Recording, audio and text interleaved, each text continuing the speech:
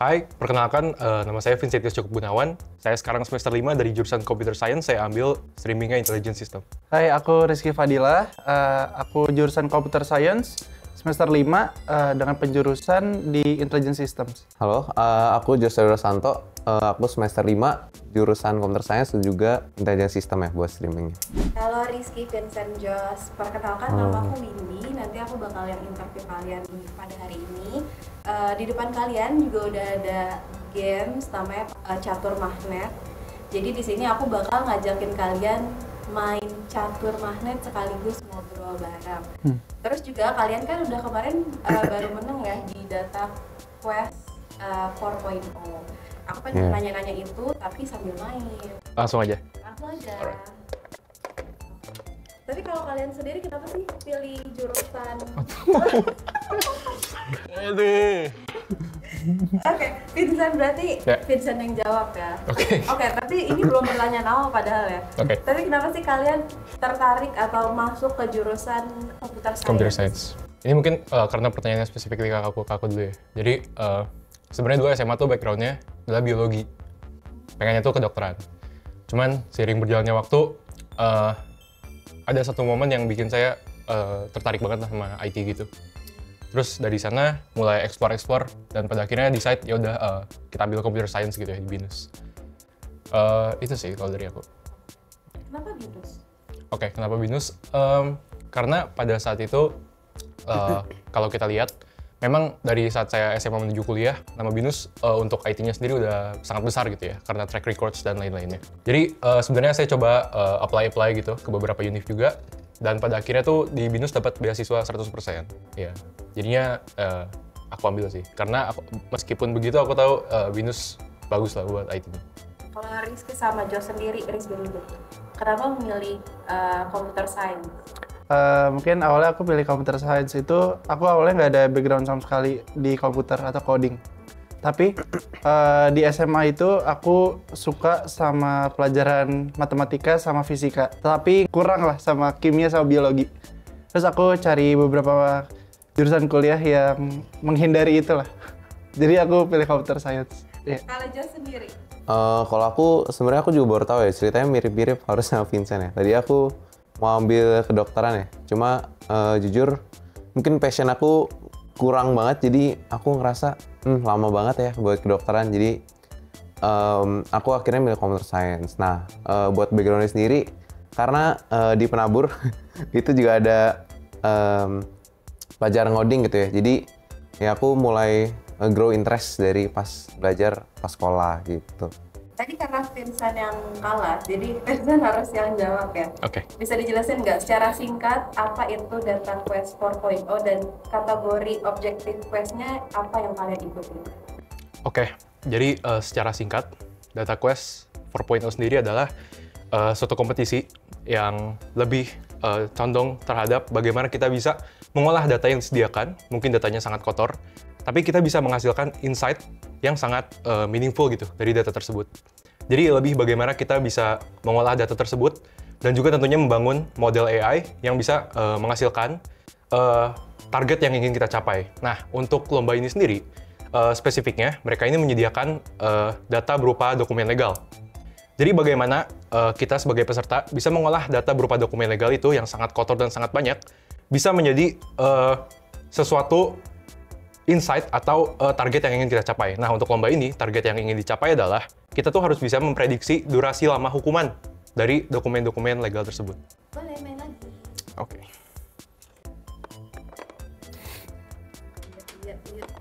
Pelan-pelan dia. Nah, Kalau tantangannya sendiri apa sih yang diberikan pada saat lomba? Jadi sebenarnya pas lomba itu tantangannya kan sebenarnya ini ya, datanya itu berupa data teks ya dari keputusan istilahnya apa, hakim ya di peradilan gitu. Nah, sebenarnya awal-awal kita agak bingung sih karena itu kan datanya berupa hasil scanning gitu ya. Nah, itu tuh hasil scannya itu basically nggak bagus gitu ya, itu pokoknya tantangan terbesar kita gitu buat ngeprosesnya itu gimana gitu. Jadi hasil akhirnya itu dari hasil istilahnya pertimbangan hakim gitu ya terhadap misalnya tersangka itu kita perlu bikin model nih yang inputnya itu data ini, data hasil scan text-nya. Terus abis itu kita perlu bikin model buat ngeprediksi kira-kira berapa lama nih si tersangka ini di penjara gitu. Oke, main lagi. Oke. Siapa tuh? Aku. Oke. Gimana cara kalian membagi tugas pada saat lomba? Terus bisa dijelasin juga alur kerja kalian secara sederhana mulai dari mengolah data, bikin model apa, sampai hasil akhirnya. Mungkin untuk pembagian tugas, karena di lomba ini kan ada 2 babak, ada babak penyisian sama babak final. Di babak penyisian itu kan kita perlu membuat atau memprediksi dengan nilai error sekecil-kecilnya. Jadi kita bertiga nih benar-benar sama-sama coba yang terbaik lah.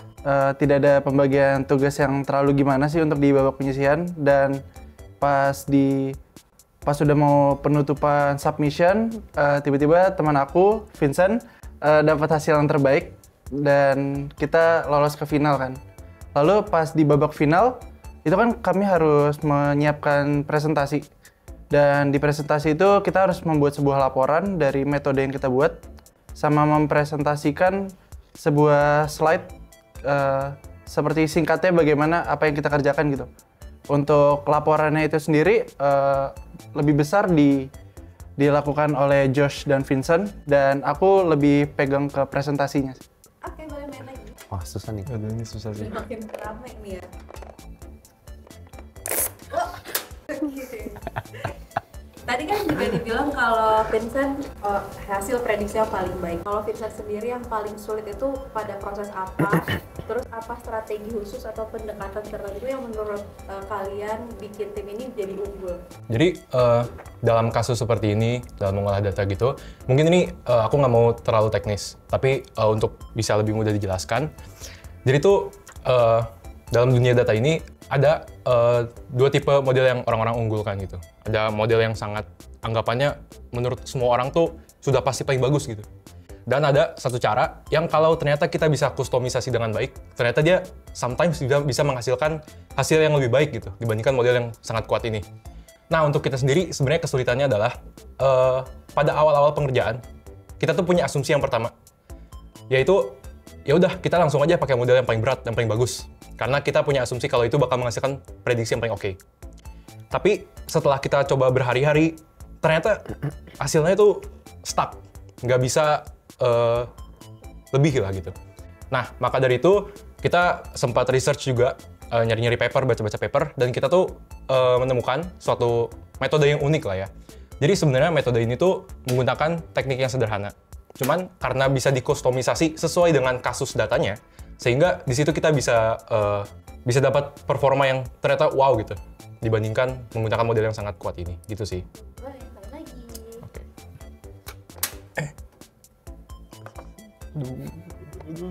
Ya, susah. Oke. Pelajaran apa yang paling penting yang kalian dapetin baik dari sisi teknis maupun kerja sama tim? Kerja sama tim dulu mungkin ya. Kita tuh lumayan rutin adain update tiap malam, kayak apa yang kita coba kerjain, kayak apa kendala yang kita rasain. Itu lumayan penting sih, biar kita tahu kondisi satu sama lain. Terus nggak boleh menyerah pastinya, karena kita udah beberapa kali submit itu hasilnya stuck terus kayak udah hampir mau nyerah lah, tapi kayak pada akhirnya karena udah mau waktu submission terakhir, kita benar-benar kayak all out dan akhirnya dapat hasil yang terbaik. Jadi mungkin kuncinya jangan nyerah. Kalau dari teknisnya mungkin ya karena mungkin di dunia teknologi ini kan juga berkembang terus, jadi harus mau belajar sih sama baca-baca paper tentang metode-metode yang orang udah pernah terapin. Silakan main lagi. Oke. Duh, itu diambil duluan. Wah, Waduh. Oke. Yang paling berkesan pada saat kalian lomba. lucu tuh. Momen lucu. Ada nggak sih momen lucunya kalau lagi Ada sih, pasti ada kok. Apa ya momen lucu? Ya, yang menurut Apa ya? Oh, mungkin nggak di babak penyisian sih. Mungkin pas udah di babak final, kan kita pergi ke Surabaya. Itu kita di kereta benar-benar fokus kerjain, jadi itu lumayan lucu sih. Bukannya seharusnya kayak istirahat, tidur gitu. Tapi kita tetap ngerjain buat persiapan final. Oke, kalau dari Josh sama Vincent kayaknya kita ada nahan tawa. Kalau saya sendiri sih ngerasa semua momen yang lucu, yang menyenangkan tuh terjadi ketika final kita di Surabaya. Nah, jadi di Surabaya tuh karena kita takutnya terlalu tegang, muncullah kata-kata yang tidak ada artinya gitu. Jadi kita tuh kayak nyebut-nyebut kata, tapi kita sendiri nggak tahu artinya. Dan itu jadi overuse gitu. Dan sampai poin kayak kita ngebahas apapun pasti keluar kata itu. Itu menurut saya kayak lumayan funny lah. Oke, internal ya. Iya, ini kayak internal gitu. Bener. Oke, silakan main dulu. Nah, oke. Kalau kan ini tadi yang aku bilang kemampuan analisis kalian kan diuji banget. Terus kalau perspektif dari Vincent sendiri kemampuan analisis sendiri itu kenapa sih penting di computer science atau di bidang ini? Oke, tentunya di bidang teknis kayak gini, kayak computer science, sangat diperlukan analisis yang kuat. Tentunya critical thinking yang bagus juga ya. Karena ketika kita bisa punya analisis yang kuat, kadang tuh kita bisa menemukan pola-pola tertentu yang sangat meaningful gitu. Contohnya untuk bisnis aja gitu ya. Ketika bisnis tersebut, owner-nya bisa menganalisis tentang data-datanya yang ada dengan sangat baik, tentunya dia bisa menemukan pola-pola yang mungkin mempengaruhi bisnis tersebut gitu. Nah, dari sini sama halnya dengan computer science, karena computer science kan sangat teknis, sangat perlu mikir banyak dan sangat main algoritma gitu ya. Jadi ketika kita bisa punya analisis yang bagus, tentunya itu bakal membantu kita untuk belajar lebih cepat dan juga ya perform better lah. Boleh main lagi? Ya ini harus Josh ya. Nah, Langsung Josh aja. Kalau Pakai. untuk pesan kalian nih mungkin buat junior kalian yang nanti bakal mungkin ikut lomba seperti ini lagi, pesan apa sih yang kalian mau sampaikan dan apa nilai yang kalian dapat dari perlombaan ini? Oke, karena ini sebenarnya bukan lomba pertama kita juga, jadi dari lomba pertama itu kita lumayan ambil banyak pelajaran sih, kayak apa yang harus kita lakuin untuk next ya, apa feedback dari juri, itu kita lumayan terapin dan kuncinya harus coba terus sampai berhasil. Kalau emang mungkin mau mengikuti lomba-lomba gitu sih. Oke. Kalau dari aku, singkatnya jangan pernah merasa jago ya. Tetap belajar terus cari tahu gitu. Ya pokoknya bahaya banget ya kalau udah merasa jago gitu.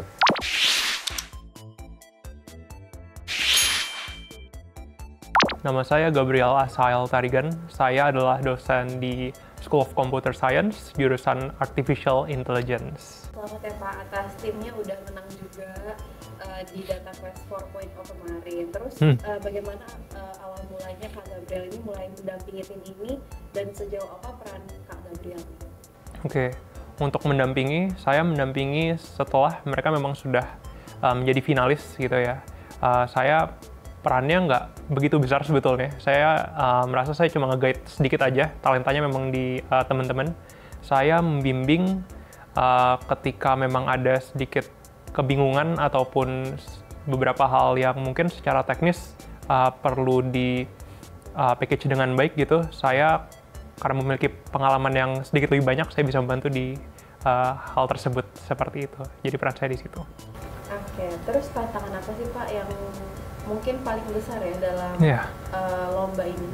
Tantangannya ya, untuk tantangan sebetulnya kemarin itu kita berada di peringkat ke-6 untuk secara overall performance model artificial intelligence kita itu kita di urutan 6. Jadi memang caranya kita packaging gitu ya, urutan 6 ini supaya tetap terlihat menjadi yang paling bagus gitu, walaupun secara urutan memang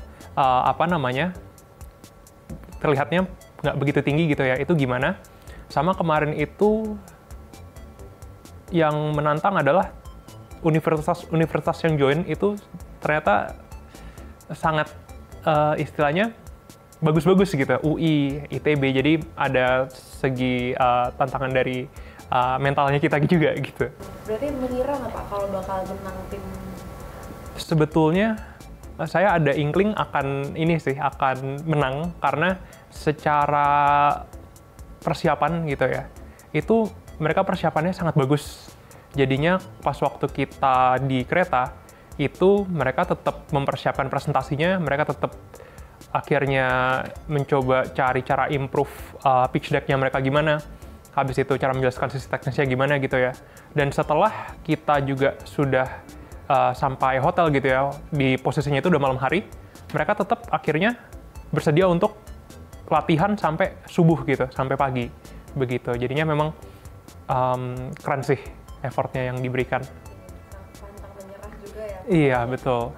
Sekaligus deh, yang Iya. banggakan dari tim ini tuh apa sih Pak? Oke, jadi tadi sebetulnya ketidakcapeannya mereka gitu ya, perseverance-nya mereka gitu, itu sangat saya banggakan.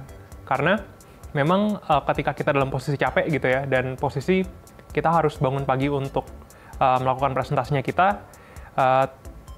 teman-teman saya, Josh, Vincent, Rizky, itu mereka tetap bela-belain, oke deh kita rehearsal sekali lagi gitu, sampai pagi gitu ya. Dan ternyata itu membuahkan hasil yang sangat bagus gitu. Jadinya I really appreciate their perseverance and their belief untuk bahwa mereka bisa menang gitu. Oke, terus kalau menurut Bapak ini kan ini kompetisi data quest ini mungkin nggak cuma data quest aja, banyak gitu ya Pak. Terus kalau untuk menurut pandangan secara dosen untuk perkembangan mahasiswa mengikuti kompetisi seperti ini tuh apa sih Pak? Oke, jadinya sebetulnya there are a lot of benefits untuk mengikuti kompetisi-kompetisi ini untuk mahasiswa gitu ya. Yang pertama itu adalah kita bisa melihat dari computer science yang lain gitu, atau dari universitas-universitas yang lain, mereka itu seberapa jauh sih kemampuannya gitu. Dan ketika kita sebagai binusian itu ditantang gitu ya untuk berkompetisi sama mereka, apakah kita bisa gitu. Jadi dari sisi kompetitif kita itu menurut saya sangat penting gitu. Kita bisa menilai seberapa jauh yang kita punya sebagai mahasiswa computer science dibandingkan dengan anak-anak computer science lainnya. Selain itu, ketika memang teman-teman mahasiswa ini beruntung ya dan bisa menjadi finalis, secara kemampuan berbicara, habis itu kemampuan teknis itu juga sangat ditantang gitu. Karena akhirnya mereka harus bisa memberikan presentasi yang baik, walaupun mereka tahu bahwa kompetitor lain itu juga punya aplikasi AI yang bagus juga gitu istilahnya. Jadinya itu menurut saya sangat beneficial sih.